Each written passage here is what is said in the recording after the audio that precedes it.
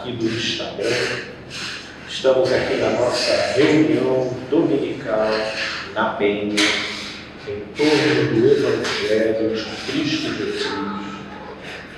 E te convido a já abrir a sua Bíblia no livro de Gálatas, no capítulo 2, onde estaremos dando a sequência a uma mensagem de estudo iniciada na semana passada, Religião versus Evangelho, aplicando a Epístola aos Gálatas aos dias de hoje. Na semana passada nós estávamos falando sobre dois modos de operação, de mentalidade, na nossa maneira de ler e interpretar a vida. E, inclusive, entendemos que um dos maiores obstáculos para o Evangelho é a mentalidade religiosa. E a mentalidade religiosa, ela está, vamos aqui a uma ligeira definição. Mentalidade religiosa eu posso aqui também denominar de mentalidade dogmática. A mentalidade dogmática é aquela que age baseada em regras, em proibições, em ditames autoritários. Todas essas palavras que eu estou citando podem ter uma conotação negativa, mas pelo incrível que pareça, elas exercem um conforto psicológico muito grande. Porque a dúvida e a indefinição, elas são psicologicamente, por natureza, altamente desconfortáveis. É muito complicado a gente andar em dúvida o tempo todo, andar inseguros o tempo todo. E a vida, na sua complexidade, diversidade, grandiosidade,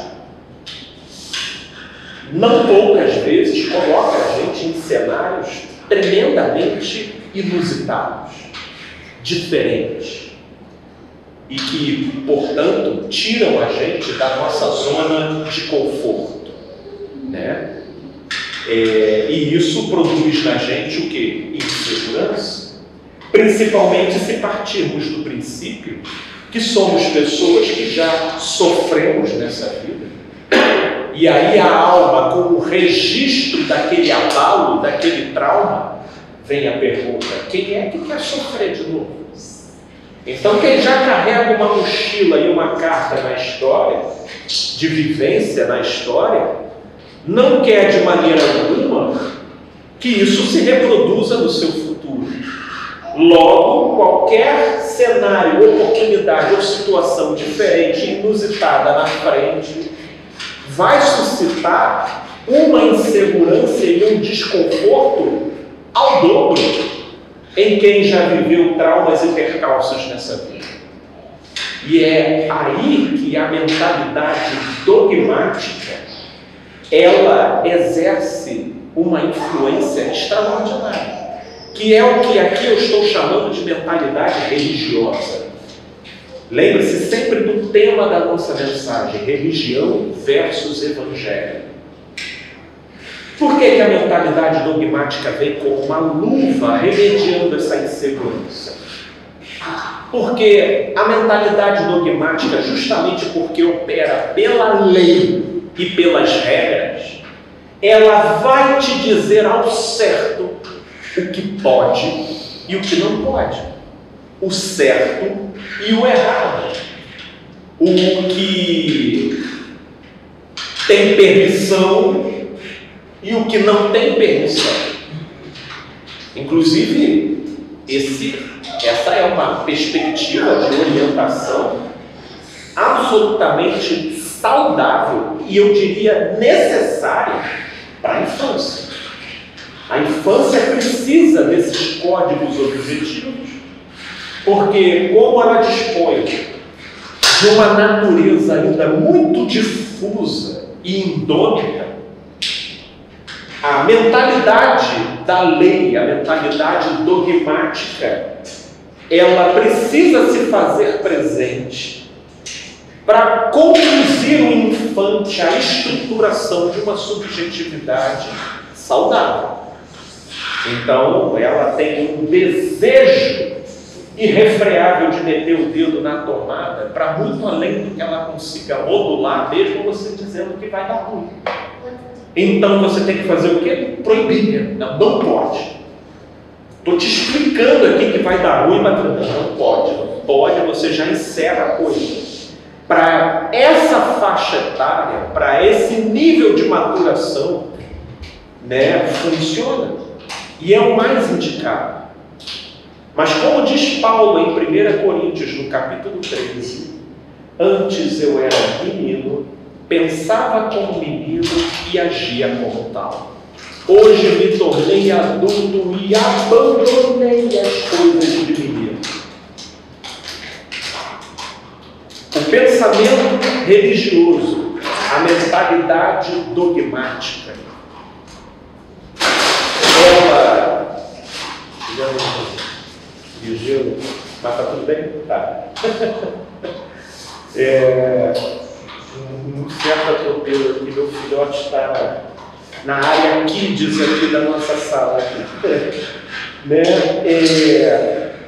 A mentalidade dogmática, o Evangelho vem com essa proposta de superação, de transcendência da mentalidade dogmática, da mentalidade religiosa. Só que o Evangelho encarnado, que era Jesus, ele não foi suportado. Ele não foi suportado. Jesus, ele comia sem lavar a mão. Como assim? Isso é uma certeza entre nós. Jesus, em dia de sábado, ia lá debulhando trigo junto com os discípulos. Como assim? Tu está debulhando trigo em dia de sábado? Não pode fazer esforço. Jesus curava em dia de sábado. Jesus sentava para conversar com aqueles que eram considerados pecadores e publicanos. Para você pensar. O mundo, ele vai se tornando confortável na medida em que você adota a concepção de que você participa do grupo dos iluminados. E uma vez participando, para você não perder essa luz, é só você não se misturar com as trevas ali do lado. Sabe? E aí a mentalidade religiosa e dogmática, ela vai estabelecendo os seus próprios parâmetros.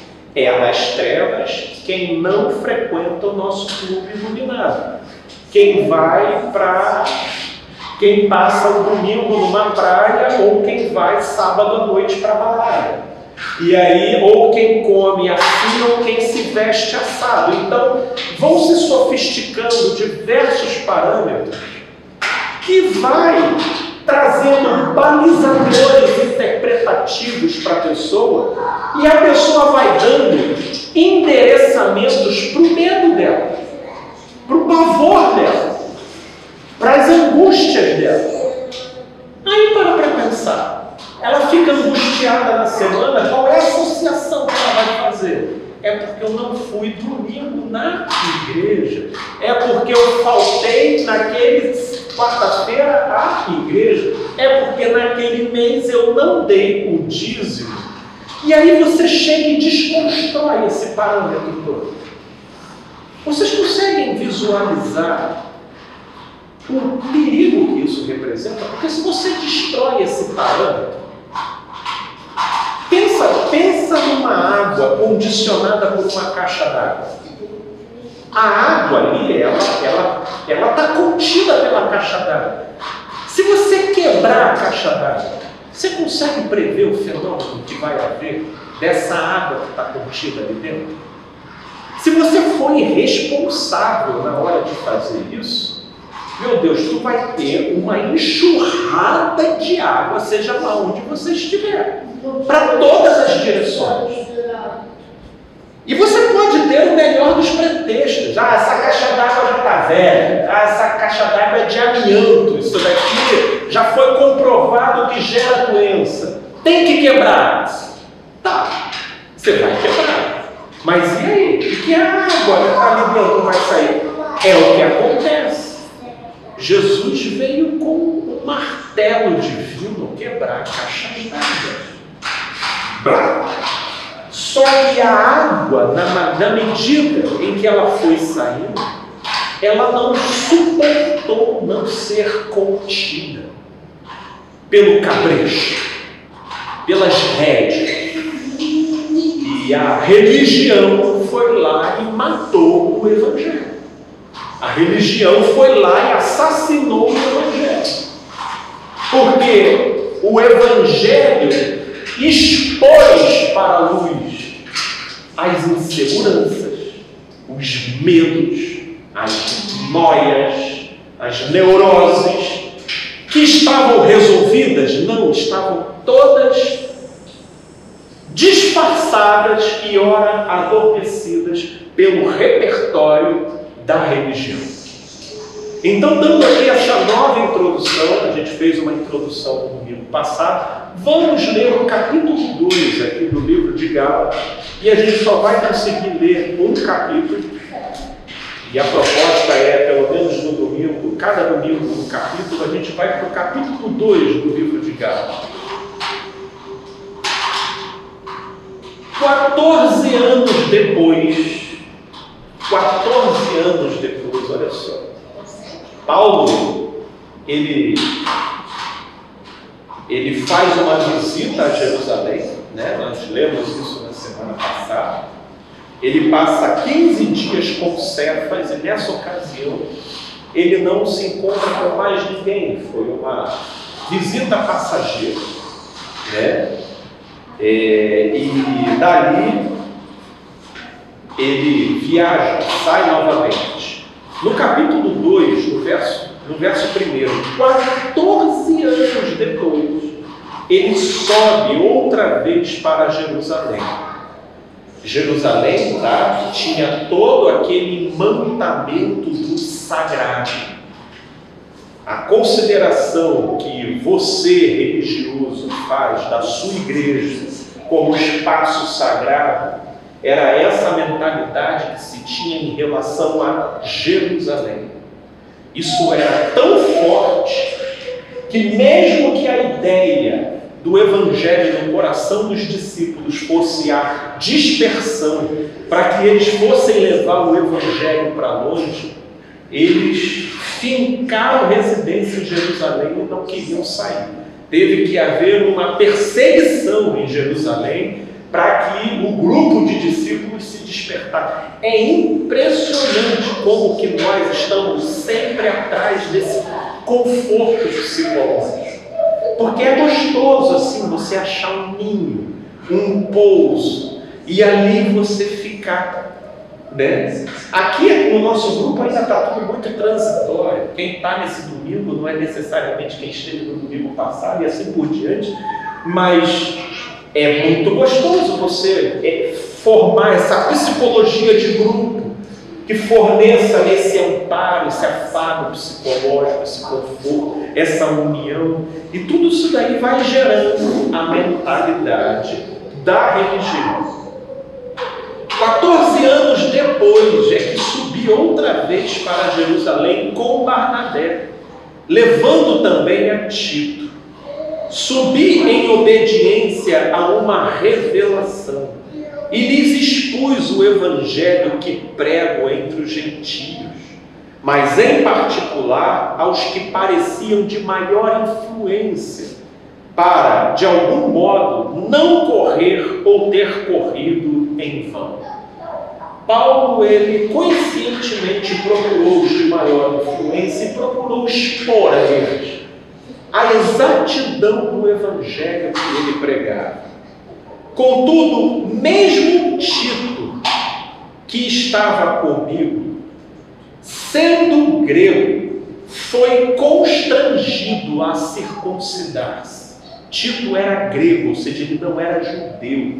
Ele não pertencia à tradição, à origem e ao vinculamento da religião judaica que condicionava a circuncisão como sendo a comprovação de pertencimento do sujeito ao meio. Mas olha, mesmo em Cristo, Tito foi constrangido a circuncidar-se. E isto por causa dos falsos irmãos. Olha como que Paulo ele vai norteando a presença de falsos irmãos. Sim, na época de Paulo era a circuncisão. Na nossa época, o que está no lugar da circuncisão no meio religioso? Frequência. Frequência à igreja é uma circuncisão. Dízimo é outra circuncisão. É outra circuncisão. E no caminho da graça? Estar no caminho da graça é uma circuncisão. Vocês já pararam para ver que estar no caminho da graça é uma circuncisão? Porque eu ouço relato de gente que só procura se relacionar com quem é do caminho da graça. O que é isso, se não só procuro me relacionar com quem está circuncidado? É uma circuncisão. Né? A gente vai criando circuncisões o tempo todo que são paradigmas que a gente estabelece como referências daquilo que torna o sujeito uma pessoa habilitada ou não para eu me relacionar. Só que circuncisão não é fruto do Espírito. O paradigma que o Evangelho trouxe é outro, totalmente diferente. Quais são os frutos do Espírito? A gente vai ler nessa epístola aqui, a gente vai chegar lá, Paulo falando disso. Mas Paulo, por conta dos falsos irmãos, e Paulo chama de falso irmão todo aquele que usa determinado parâmetro para querer controlar, estabelecer hierarquia de superioridade e inferioridade, está cumprindo o papel de falso irmão, seja com a circuncisão ou com os seus correlatos. Correlatos. No nosso meio tem várias coisas que cumprem o papel de circuncisão.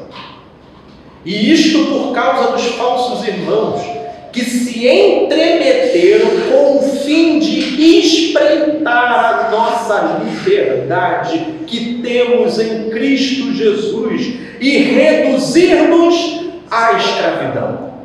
Sim, nos colocarmos na dependência de ter que fazer, de deixar de fazer, de ter que pertencer, de ter que vestir, de ter que comer, de ter que frequentar, de ter que estar presente. Esses são os irmãos da circuncisão, que se entremeteram no meio e ficam querendo dogmatizar a coisa o tempo todo. Dogmatizar.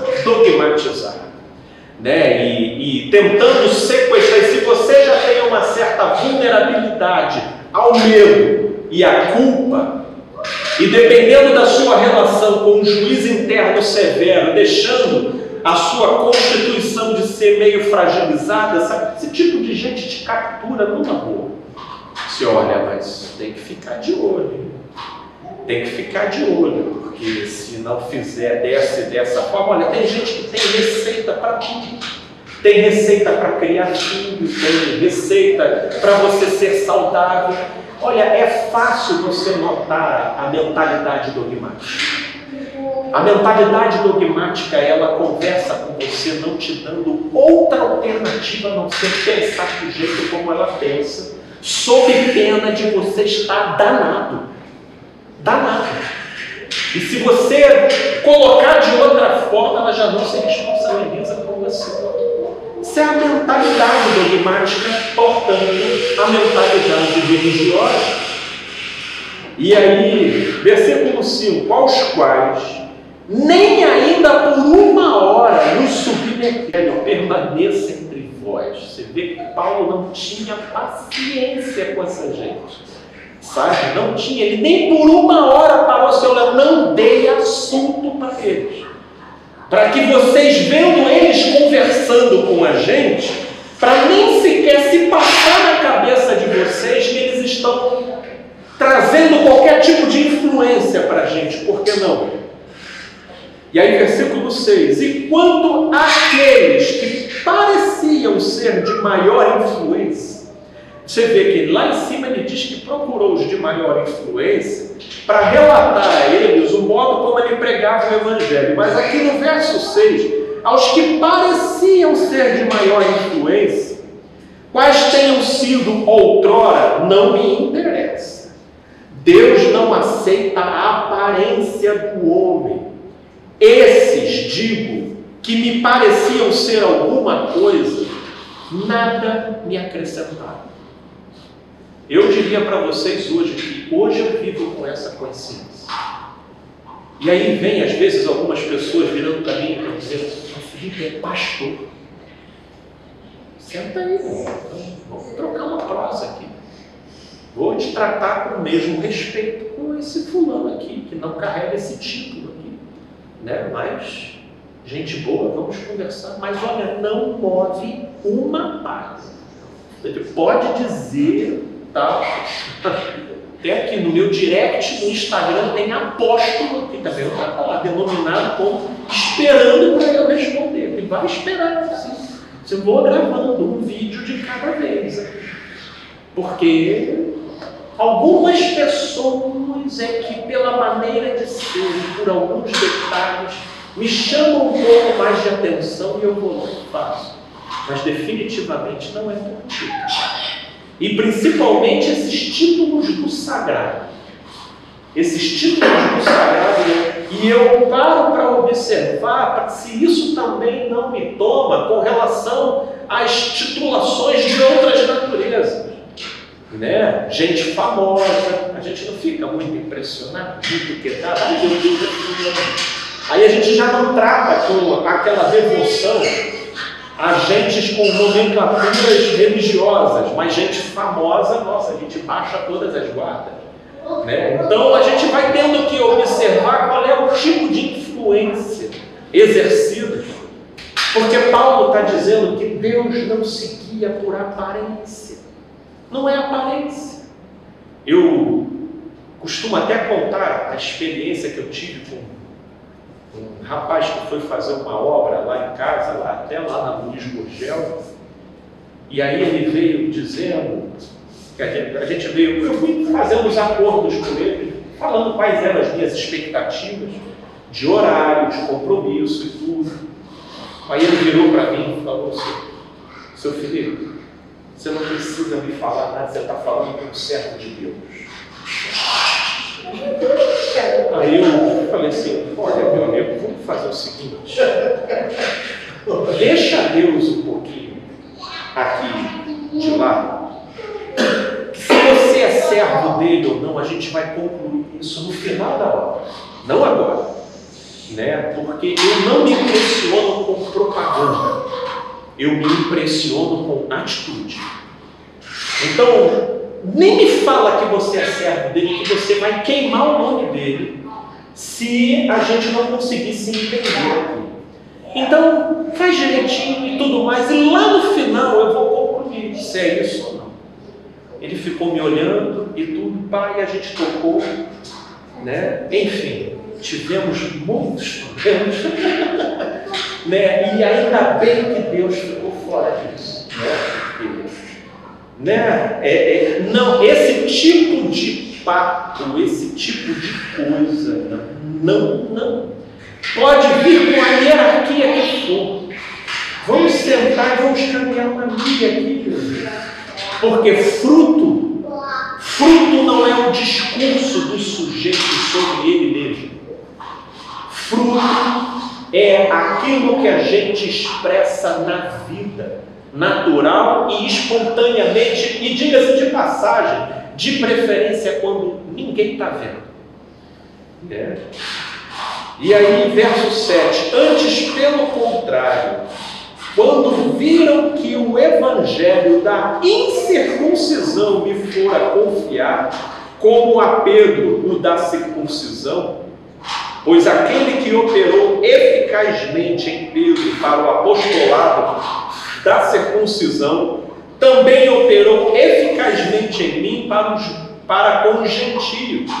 E, quando conheceram a graça que me foi dada, Tiago, Cefas e João, que eram reputados como coluna, me estenderam a mim e a Barnabé a destra da comunhão, a fim de que nós fôssemos para os gentios e eles para os da circuncisão. Felipe, aí não parece que teoricamente teriam dois evangelhos, da circuncisão e da incircuncisão? Pois é, não é dois evangelhos, existe um evangelho só, mas existiam dois grupos.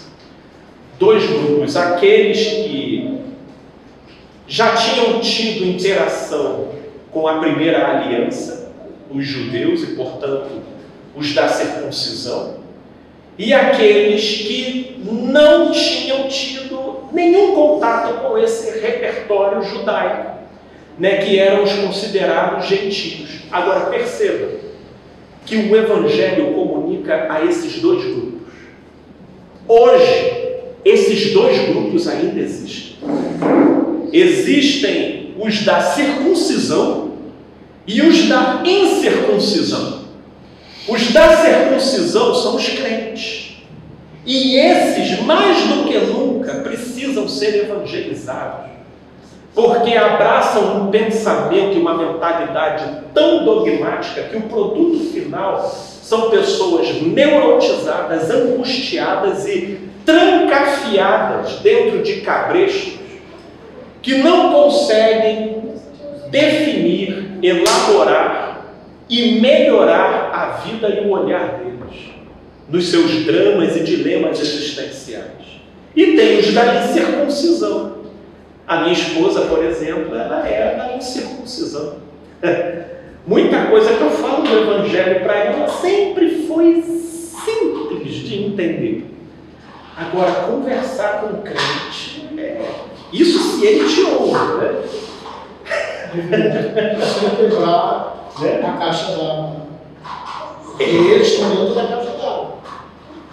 A caixa d'água, ela precisa ser quebrada, gente. Ela vai precisar ser quebrada. Agora, o Evangelho oferece um curso. Só que é aí que vem um caminho estreito. O curso que o Evangelho dá é estreito. E como dizia Jesus, poucos são os que acertam com ele. Mas nesse caminho do Evangelho, você não entra no caixa d'água. Você só entra fluxo, sem a caixa d'água. A caixa d'água inevitavelmente tem que ser quebrada. Agora, o problema é que as pessoas se tornam devotas da caixa d'água. Elas acreditam que, porque a caixa d'água conteve a água delas, então o Evangelho se torna uma ameaça para a água delas. Por que será, Felipe? Por exemplo, a grande maioria de nós passou por esse sistema, caixa d'água, né? Eu passei por ele, todo mundo aqui passou, todo mundo aqui foi evangelho, foi o primeiro contato que teve com o Evangelho foi através do sistema. Aí depois houve essa. Será que é necessário a gente passar por lá primeiro para depois entender de fato o que é? Não. Aí eu diria que não é necessário. Eu já diria que isso são caminhos. Esse foi o seu caminho. O meu caminho. Temos aqui reunido pessoas que, por um histórico de vida similar, incidiu. Mas, por exemplo, o caminho da Michelle não foi esse. E existem muitos caminhos diferentes. O que eu trago a mensagem aqui, religião versus evangelho, é que o maior obstáculo para o evangelho é a religião por causa da caixa d'água. Por causa da caixa d'água. Né? Então, na verdade, nós estamos, inclusive, frequentemente sendo assediados pelos mecanismos operacionais da religião na tentativa de viver o Evangelho. Agora, o que você falou, esse é um caminho. E o que a gente está refletindo aqui é depurar o nosso olhar, o nosso discernimento, para exorcizar a religião da gente que impede o Evangelho. Por exemplo, nesse trecho aqui que nós já lemos, nós já obtivemos um detalhe, que é a sacralização de pessoas pela aparência e pelo título que elas possuem. E Paulo diz, por mais que elas possuíssem aparência, se de fato elas foram o que eles dizem que eles foram no passado, isso não me interessa. Mas Deus não se baliza por aparência. Será que esse que Paulo fala é os apóstolos? Pedro, João, né? E Tiago, irmão de Jesus, que naquela época estava com uma influência muito grande. Mas muito grande por quê? Por causa da caixa d'água, por causa da circuncisão. Porque, veja, o sistema religioso, ele trabalha com hierarquia. E hierarquia define status. E status é uma das maiores prerrogativas de afirmação para o sujeito no grupo. Mas isso pode ser algo para os homens, para Deus não é nada. Eu acho que é por conta disso que o texto aqui fala que Tiago, João e Pedro eram considerados colunas da igreja. Eu acho que hoje também a religião, ou os líderes, na verdade, eles querem controlar as pessoas, porque se a caixa d'água for quebrada, eles perdem o poder. E é por isso que isso é um negócio altamente rentável. E quem matou Jesus? Foram os gestores da caixa d'água. Foram eles que foram matar Jesus, porque Jesus estava descentralizando a coisa. Jesus não pediu autorização. Não falou lá perguntar, com que autoridade fazes essas coisas? Aí Jesus diz, então me responde, o batismo de João foi de Deus ou dos homens? Aí eles mesmo ficaram encabulados para responder. Eu falei, então não vou te dizer com que autoridade eu faço essa coisa, mas é com a autoridade do meu Pai. Só que esse Pai eles desconheciam. Por quê? Porque o dono do Pai eram eles. Para eles, o Pai estava no cabresto deles. É assim que os gestores da religião fazem. Então você vê que nesse capítulo 2, Paulo já desconstrói a aparência que os homens fabricam e que contingenciam as nossas emoções. Inclusive, tem muita gente, meu Deus do céu, cuja autoestima foi calibrada por esse jogo de relações que existe lá dentro. Inclusive, para muito mentor do caminho da graça, justamente porque a coisa no caminho da graça parece que é fluida, é dinâmica, muita gente não conseguindo um quórum fixo de pessoas, o que não faltaram foram mentores passando por crises existenciais, do tipo, poxa, eu acho que eu não dou para coisa, porque a coisa ela é descentralizada. Eu passei anos conduzindo esse grupo aqui, às vezes me reunindo com uma pessoa só. Agora é que o grupo veio tendo de uns anos para cá, já estamos aí há 16 anos mais ou menos, de uns 4 anos para cá, 5 anos, que a gente tem aí um grupo mais fixo. Tem outros lugares que mudaram um pouco no metodologia da graça. Olha, eu nunca olho para a nomenclatura, eu vou olhando para o Espírito. É isso que eu quero trazer para você. Não se fixem em aparência. Caminha junto, vai vendo, vai olhando o que vai sendo frutificado ali. Por exemplo, aqui mesmo no caminho, quanta gente já veio aqui trazendo ideias. Pô, Felipe, a gente podia fazer isso. Vamos, querido, vamos, mas caminha aqui com a gente um pouquinho. Não, é tudo bem-vindo, mas vamos lá, vem aqui com a gente. Aí vem um domingo, vem outro, e depois vamos. Aí eu pego assim, formato, horário, tal, local e tudo, você vai entendendo. Era como as pessoas que diziam que acreditavam em Jesus. Nós cremos em você, Jesus. Aquele que crê em mim permanece. nas minhas palavras, né? Jesus, ele não se empolgava com isso, porque, como diz lá em João capítulo 2, ele bem conhecia a natureza humana. Então não se atentem, porque, por exemplo, também podem ter estações que vão preservar o nome, estação, caminho da graça. Mas isso se perverte também, meu amigo. Frequenta, vai vendo o espírito para ver se com o tempo isso não vai se deteriorando, não vai virando uma igreja com cara de estação, com nome de estação, entendeu? Com nomenclatura de estação, né? Então, não basta mudar a placa. O que nós estamos falando aqui, e esse é o capítulo 2, e Paulo ele vai mais adiante aqui, vamos lá. Olha o que ele diz aqui. Ah, não, eu já tinha, por isso que eu já estava no capítulo. E os da circuncisão, ao versículo 10. Recomendando-nos somente que nos lembrássemos dos pobres, o que também me esforcei por fazer. Vocês conseguem perceber que, ao mesmo tempo que Paulo ele relativiza a importância deles, ele ouve eles? Ele ouve, ele considera. Ele procurou os demais influência, foi lá e relatou. Aí, depois, eles recomendaram eles apenas para lembrarem dos pobres, ele acatou, ele disse, o que nós procuramos fazer. É que a gente não sabe encontrar essa linha no meio, sabe?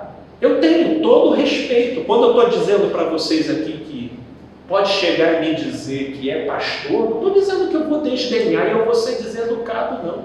Não, pelo contrário. Vai ser um copo d'água, eu vou tratar com toda a respeitabilidade.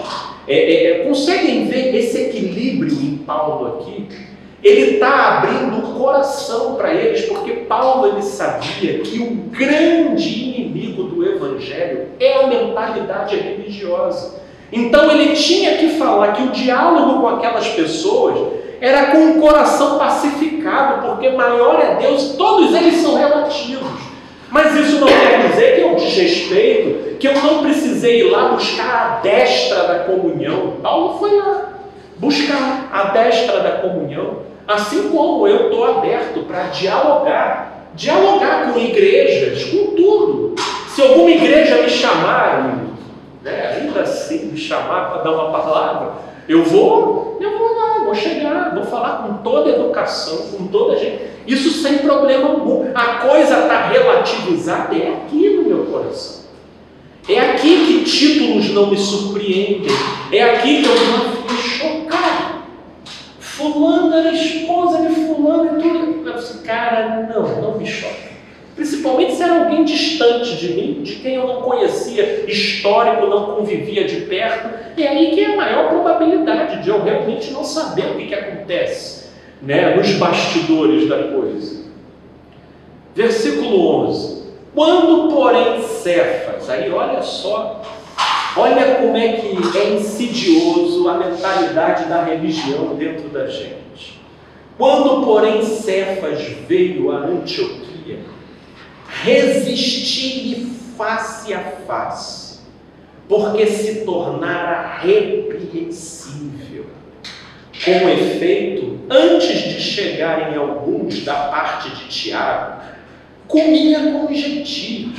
Ele comia sem se purificar, sem lavar a mão, comendo lá carne de porco, podia fazer carne de carneiro, porque isso tudo era altamente rigoroso para os judeus. Isso não pode, tem que comer com isso, com aquilo.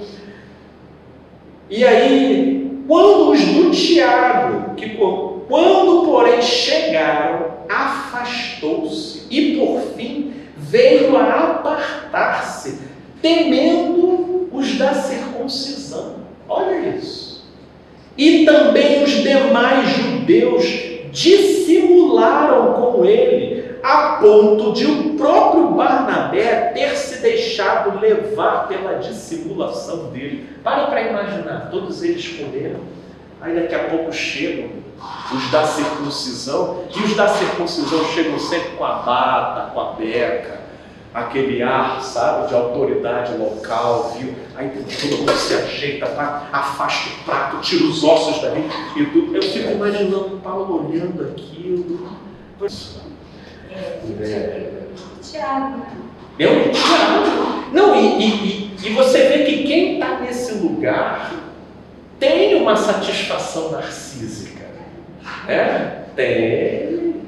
Eu não dou esse prato de comida para eles, não, mas imagina você chegar no meio, né? E aí daqui a pouco todo mundo começa a se agitar. Aí você olha, nossa, isso se potencializa mais do que Viagra, o sujeito assim, sabe? O sujeito chegar ali com aquele peito de pombo, né? Dá aquele empoderamento do sujeito. Então é tudo carne, tudo carne, tudo carnal. Era o irmão do Senhor, né? Era o irmão dele. E ele ficava ali, né? Ele foi um dos que desacreditaram, né? E aí depois, justamente por ter sido irmão do Senhor, ganhou uma projeção moral dentro do grupo, né? Afinal de contas, ele tinha um dossiê de observações e vivências que ninguém mais teve, né? Ele ficava ali entre a circuncisão e a incircuncisão. A maioria não fez o passo radical que Paulo fez, o corte que Paulo fez. A maioria ficou ali. Como tem aqui, Eu lembro até que o Caio falou que quando o Tiago começa a falar do que comer e do que não comer, do que comer e do que não comer. Ele fala, não, gente, isso daqui é Masterchef. Isso aí. É Masterchef, vamos ignorar isso. Pois é, que tem um cadinho. Você vê que eles avançaram bastante, mas é notório você perceber os resíduos da coisa. Você falou da zona de conforto, porque ele coadunava com aquele pessoal do clero, né? Isso aí. E ao mesmo tempo ele queria ficar aqui com o pessoal incircunciso. Incircunciso. Ele tentava essa zona de conforto o tempo inteiro. É esse jogo, que é altamente confortável do ponto de vista psicológico. Isso é um conforto extraordinário. Como é que o camarada ele vai se significar sem ter esse olhar das pessoas que lançam sobre ele uma identidade? Você vai ter que se refazer do zero pela fé. Por exemplo, eu vou dizer para vocês, uma das coisas que mais mexeu comigo no caminho da graça foi isso, quando eu saí da igreja evangélica. E aí, quem é você na fila do pão? Né? Porque o Caio não dá ibope para mentor, não. Você já viu ele dando ibope? Não dá. Então, você faz o quê? Você crê que você é sabido por ele. E se baixa nisso. Agora, isso, psicologicamente, é extremamente desconfortável. Porque o caminho mais fácil é quando vocês olham para Felipe é mentor. Aí a tendência é você começar a deitar em berço esplêndido, porque você já formou uma jornada. Mas o caminho estreito é esse ninguém saber de você. É esse você ser uma incógnita ao olhar do outro. E você apenas se crer sabido por ele. E fala se não era assim que Jesus vivia o tempo todo. Se o Pai dá testemunho de mim, aí o pessoal, cadê o Pai? Não, assim, ou Jesus era esquizofrênico, ou ele era o Messias mesmo, né? Porque o cara falava com tanta certeza, assim, quem dá testemunho de ti? É o seu Pai. Aí, cadê teu Pai? Aí, até Felipe, né? Chega um momento que o próprio Felipe, meu xará, não resistiu. Assim, mestre, faz o seguinte, só mostra-nos o Pai. E isso nos basta, só mostra. Porque era muito doido o negócio. Aí Jesus vira para ele e fala o quê? Felipe, há tanto tempo estou convosco e dizes, mostra meu Pai. Eu e o Pai somos um. Cara, eu fico imaginando eu sentadinho. É desconfortável. Se vocês forem parar para ver, é psicologicamente nonsense. Ou seja, a única forma da conta fechar é você decidir crer. Vou acreditar nessa parada. Tem um pai aí. Pai aí. Vou acreditar. Agora, quem crê vai se gerando efeitos de dentro para fora. De dentro para fora. Porque, por exemplo, eu digo para vocês hoje que eu não tenho frisson com pessoas com título ao meu lado. Por quê? Por causa desse tempo ali vivendo sozinho. O anônimo vivendo sozinho pela fé. O anônimo vivendo, sendo sabido por ele. Aí vai chegando um momento que você de fato não se impressiona com a aparência. Porque você sabe que é aparência. Isso é só maquiagem. Porque você sabe ser você em Deus, sem ninguém reconhecendo isso em você. Sem ninguém reconhecendo isso em você. E isso pela fé. Porque enquanto você vive refém das aparências, aí você sente frisson quando alguém chega, quando o outro chega. Mas depois que você passa pelo vale da sombra e não teme mal algum, não tem como você sair a mesma pessoa lá do outro lado. E o interessante disso aí, Felipe, é que essa consciência, quando você atinge essa consciência, você vê como é extremamente simples e como a gente relativiza tudo, acha tudo tão complicado nas relações com as pessoas por causa de títulos, nomenclaturas. Você está lidando com outro ser humano, igual a você, as mesmas angústias, os mesmos sofrimentos, que vai no banheiro, toma banho, mas você coloca o título à frente.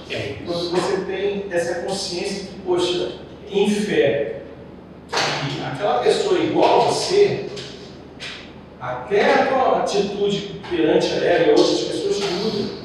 Porque você já não enxerga, você enxerga como outro ser humano, que infelizmente às vezes ainda está com um véu na frente dele, mas que não vai ser esse véu que vai te impedir de ter o mesmo amor por ele, ou às vezes de receber até as mesmas críticas que ele vai te fazer. Então, você, no ambiente religioso, você vê muito isso. Fulano, vem aí, se ajeita. É bem assim, fica quieto, todo mundo com aparência de santo. Isso sempre foi uma coisa, mesmo eu não tendo essa consciência, que me incomodava demais.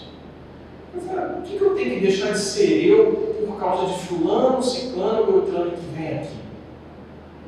Olha, para a moderna, o que você vai falar? Eu não sei o que. Então, eu sem saber, eu já era um cara rebelde. Eu sempre fui. Tanto que eu nunca gostei desse negócio. Duas coisas que eu não gosto, é título e rótulo. Quando colocaram um óleo liso na minha cabeça lá, dizendo que eu ia ser ungido a presbítero, eu falei, eu não quero esse negócio, não quero. Eu mesmo falando. E aí o pastor até falou, não fala isso. Deus está vendo. Eu falei, se ele está vendo, então pior ainda. Porque ele está vendo uma coisa que eu não quero. Eu não sou isso, cara. E aí eu comecei a me anular com uma pessoa aqui. E hoje eu vejo o mal que aquilo me fez.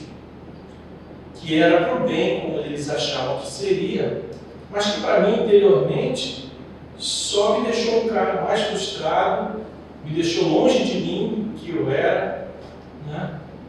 E eu não podia ajudar ninguém, porque nem a mim mesmo eu conseguia. Então, quer dizer, eu estava vestindo uma capa de uma coisa que eu não era. Né? E fazendo as mesmas coisas que eu faço hoje. Mas aí tem uma grande diferença. Quando você tem essa consciência que o Felipe está falando, é tudo muito mais leve. Você não faz com peso de obrigação. Você faz porque você gosta de fazer aquilo, você se sente bem, em estar servindo, em receber, em dar. É natural, cara. Flui. Naturalmente ele flui. Eu olho para você, na sua naturalidade, em quem você é, e eu enxergo esse dom. Pois é, cara. Você enxerga. Mas as pessoas com que eu convivia lá no passado me têm como um rebelde, me excomungaram, você não serve para andar, você isso e aquilo, você anda com herege, eles precisam te rotular para que você não influencie mais gente. Exatamente. Então eu falei, que bom que eu sou assim, né? Vocês estão me enxergando agora que realmente eu sou. E até essa decisão da gente se libertar da opinião alheia. É isso. É uma outra É situação, outra. que a pessoa pode até falar assim, você precisa melhorar enquanto cristã. Aí tu olha para você assim, isso é um assunto muito incrível. E ó, tem um ponto aqui, e tem esse da aparência, que a gente já entendeu bem. Agora tem esse outro ponto aqui, que é da religião dentro da gente, que é essa situação que Paulo vivencia com Pedro, que com a chegada da circuncisão. E eu queria refletir com vocês aqui o quanto que isso está dentro da gente. Esse papel que Paulo está exercendo agora, não seria para Pedro exercer? Pedro não foi chamado para fazer esse trabalho? Quando recebeu aquele som. Mas aí é que está. Cada um vai até onde se permite. Paulo foi o que fez o corte com a coisa. Pedro, embora tenha recebido toda a instrumentalidade, ele foi até onde ele pôde alcançar. E é assim com todos nós. Existe a graça e você vai entrar, porque quem é que suporta? Não era fácil ser Paulo, não. Você vai ler Atos dos Apóstolos, chega a ser angustiante ver Paulo sendo escorraçado de uma cidade a outra, enquanto Pedro era reputado como coluna em Jerusalém. Você quer comparar? Psicologicamente é covardia, você entendeu? Um posando de coluna em Jerusalém e o outro, meu Deus, indo para China, droga, recebendo chibatada, comendo pão que o diabo assou, passando por naufrágio, nudez, fome. Né? Quem é que faz esse corte? É difícil, né? Então, esse episódio aqui, ele também mostra uma coisa que está muito dentro da gente. Não é só o modo como Pedro dissimula na presença de Tiago. É o modo como a gente, às vezes, vive um determinado panorama, mas quando chega uma outra pessoa, a gente muda o comportamento. Esquece a igreja agora aqui. Você, às vezes, manuseando o celular, quantas vezes você está vendo uma pessoa e chega alguém lá e diz, não. Você muda o negócio. Quando você está sozinho dentro de casa e chega alguém diferente dentro da casa, quantos sustos que você já levou de um olhar do outro chegando? Você nunca parou para refletir sobre esse fenômeno? E que altera. E aí você para para perguntar, cara, para que eu estou fazendo isso? Para que se essa é uma coisa que me deixa desconfortável, é a pessoa que me deixa desconfortável, ou sou eu que não consigo explicar de maneira plausível o que está acontecendo aqui? Porque nós criamos nichos de distanciamento entre nós e Deus. É isso que Jesus veio também trazer como algo extraordinário. Eu e o Pai somos um. Ou seja, você podia flagrar Jesus dentro do banheiro, dentro do quarto, em cima da laje. E olha que teve gente convivendo tete a tete lá. E sabe, não conseguir pegar Jesus em um constrangimento, assim, sabe?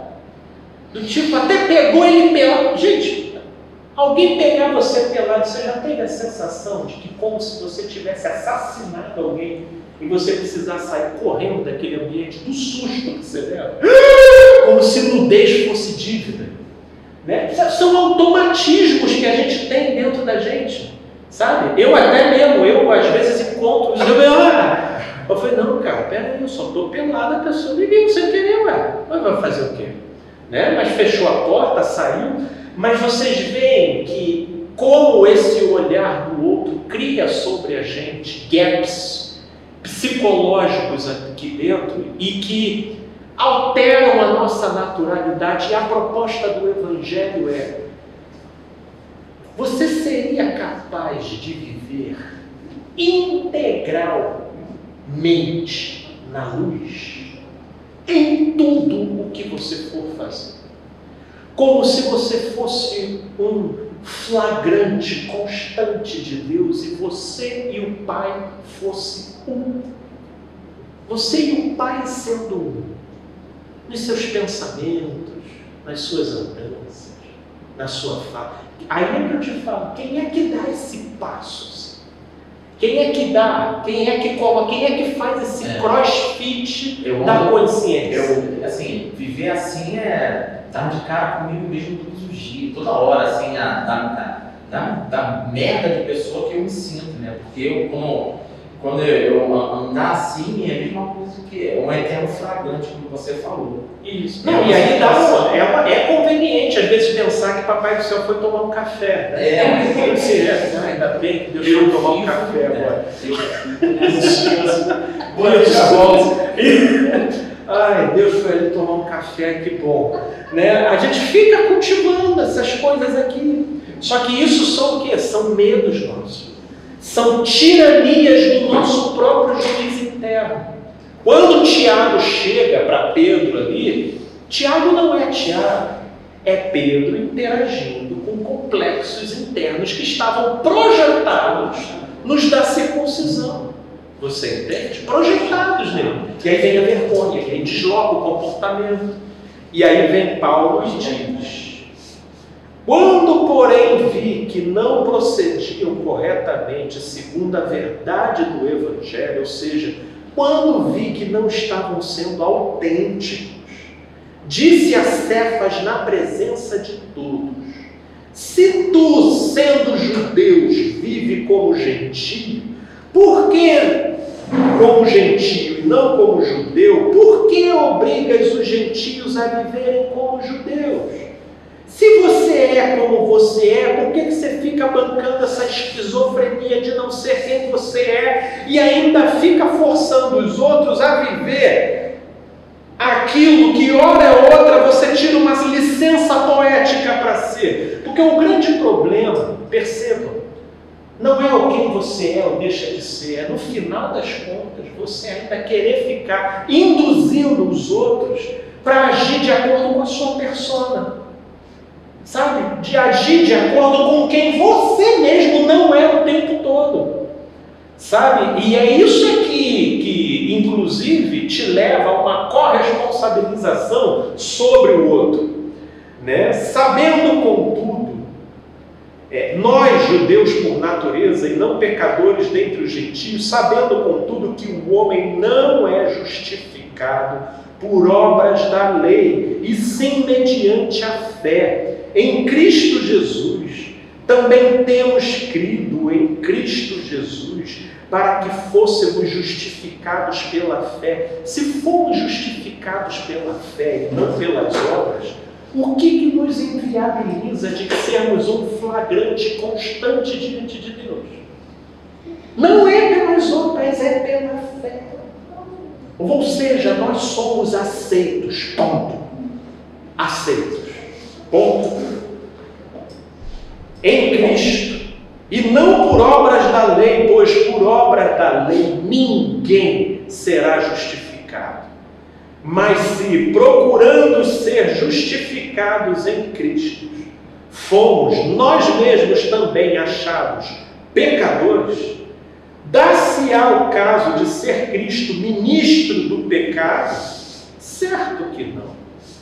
Porque se torno a edificar aquilo que destruí, a mim mesmo me constituo transgressor. Porque eu, mediante a própria lei, morri para a lei, a fim de viver para Cristo. Estou crucificado com Cristo. Logo, já não sou eu quem vive, mas Cristo vive em mim. E esse viver que agora eu tenho na carne, agora pela graça, graça é absurdo. E só que isso é desconfortável. Você tem que ficar desligando o seu juiz interno o tempo todo. Agora, quem está disposto a quebrar essa caixa d'água? Essa caixa d'água. a quebrar esse paradigma operativo. E isso vai ficar como reflexão, porque na semana que vem, com a graça de Deus, a gente continua. Paizinho querido, Deus de amor, obrigado por esse momento, por essa reflexão, pela graça do teu entendimento. E eu te peço que o teu Espírito prolongue nos corações esse entendimento. Sim, abrindo o nosso entendimento e produzindo fé nos nossos corações, para crermos conectados e de modo indivorciado, ataviados à tua graça, sendo um em Cristo Jesus, mesmo em meio a todas as nossas relatividades, de modo a viver com a certeza dos que caminham na luz e, consequentemente, com a paz que disso decorre. Assim nós te pedimos e nisso esperamos em Cristo Jesus. Amém. Um beijão, gente boa aqui.